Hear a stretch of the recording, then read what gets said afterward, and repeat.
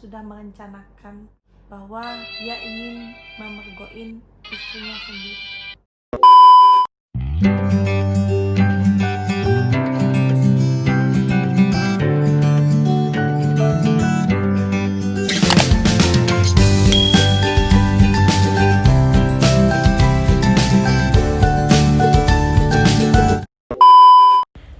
Cuma kau curhat sama kamu.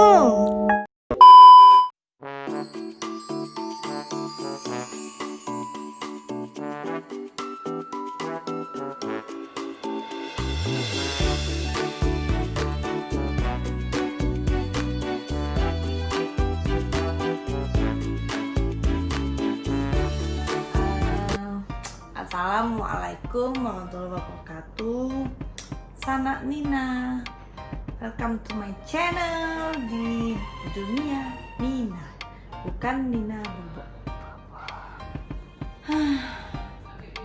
Hari ini kita mau bahas masih kembali lagi tentang curhatnya kamu. Curhatnya Sana.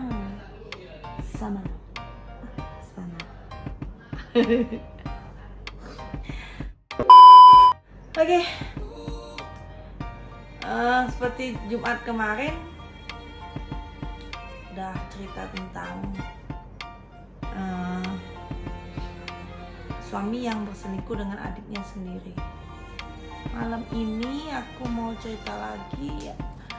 Aduh, hampir sama ya, tapi ceritanya itu jadi dari temanku sendiri yang share. Dia sharing. Kebetulan temanku itu cerai. Ketika dia bercerai,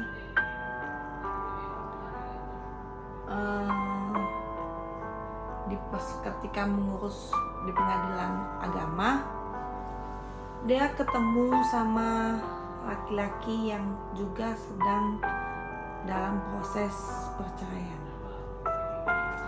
Jadi singkat cerita mereka ngobrol-ngobrol dan si laki-laki itu bercerita bahwa kenapa dia harus bercerai, kenapa akhirnya rumah tangga mereka harus bubar. Ternyata kisahnya hampir sama, tapi berbedanya yang selingkuh itu adalah yang selingkuh itu adalah istrinya yang berselingkuh dengan kakak iparnya sendiri. Gila gak? Jadi kita ketemu lagi dengan cerita yang sama guys, cerita yang sama. Jadi dia bilang gini, kisahnya berawal dari si suaminya temanku itu punya istri dan mereka harus tinggal masih bersama mertuanya yang sudah tua, yang nggak bisa kemana-mana lagi, jadi cuman ada di kamar aja.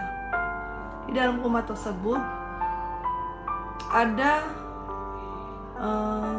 ayu ipar dan kakak iparnya. Sedangkan ayu iparnya itu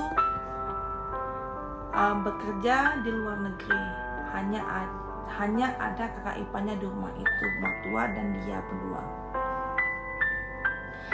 Si suaminya, si cowok itu merasa curiga terhadap tingkah laku istrinya juga sama kayak gitu. Akhirnya dia membuat kayak mau memergokin. Dia pura-pura mengajak istrinya untuk menginap di rumah orang tuanya, dan si suami tahu pasti istrinya nggak mau. Jadi dia bilang begini, "Mah, kita tidur di rumah orang tuaku yuk." Jawab istrinya, males, kamu aja lah. Ya sudah. Tetapi istrinya nggak tahu kalau si suami sebenarnya sudah merencanakan merencanakan bahwa dia ingin memergokin istrinya sendiri. Ketika dia pergi, si istri kan mungkin dia menganggap kalau si suaminya pasti sudah beneran menginap di rumah orang tuanya. Tidak, mereka nggak tahu ketika subuh-subuh si suaminya sengaja pulang dan didapatinya lah kakak iparnya itu sedang tidur-tiduran di sofa. Dan dia masuk ke kamar kan.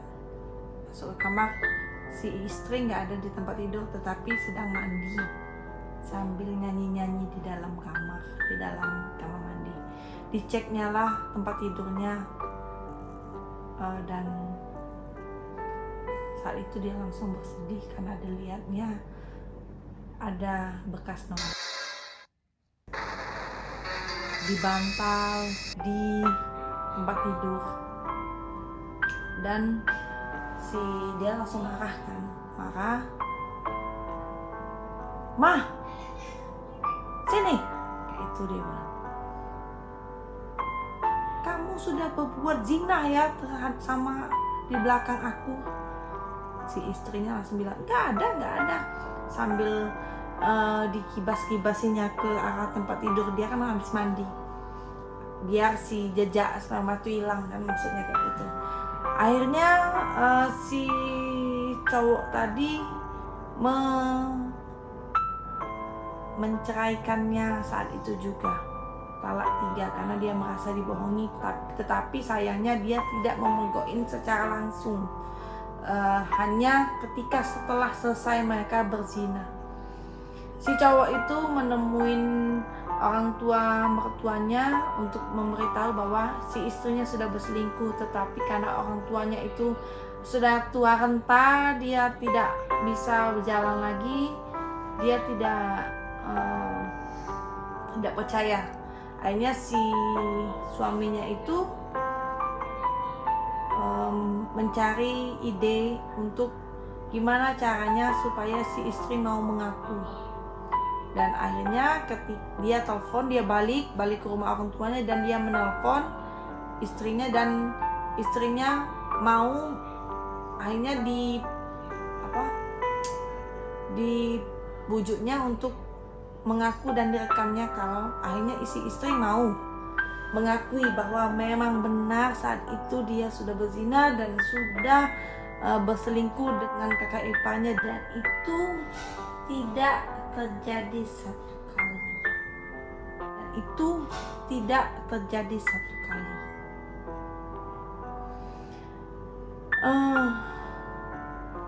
Pusing dengar cerita ini, tapi ya ternyata di Palembang sudah banyak kisah yang seperti ini.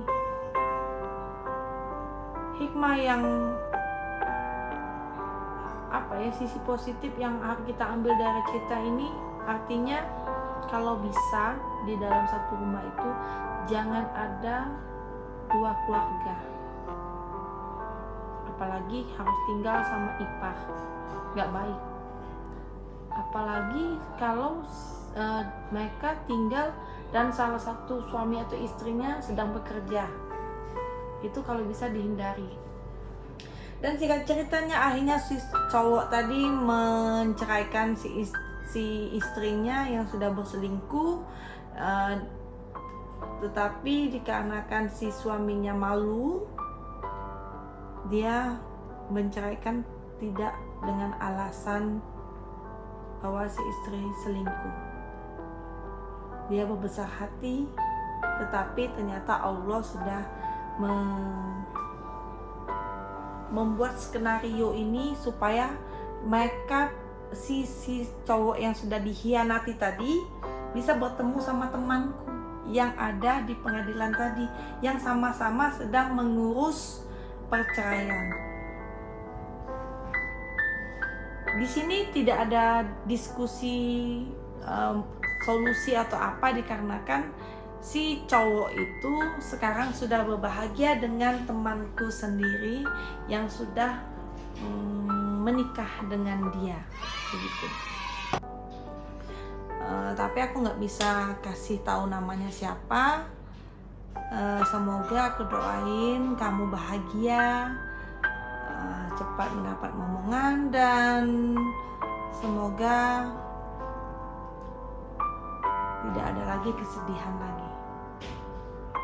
Buat teman-teman yang mau mengomentari tentang cerita sedih lagi-lagi tentang perselingkuhan, silakan di kolom komen, dan jangan lupa untuk selalu subscribe, like, dan share video-video dari Dunia Nina kepada teman-teman kalian sebagai bentuk dukungan kalian terhadap konten-konten yang aku buat. Assalamualaikum warahmatullahi wabarakatuh. Salam Sanak Nina.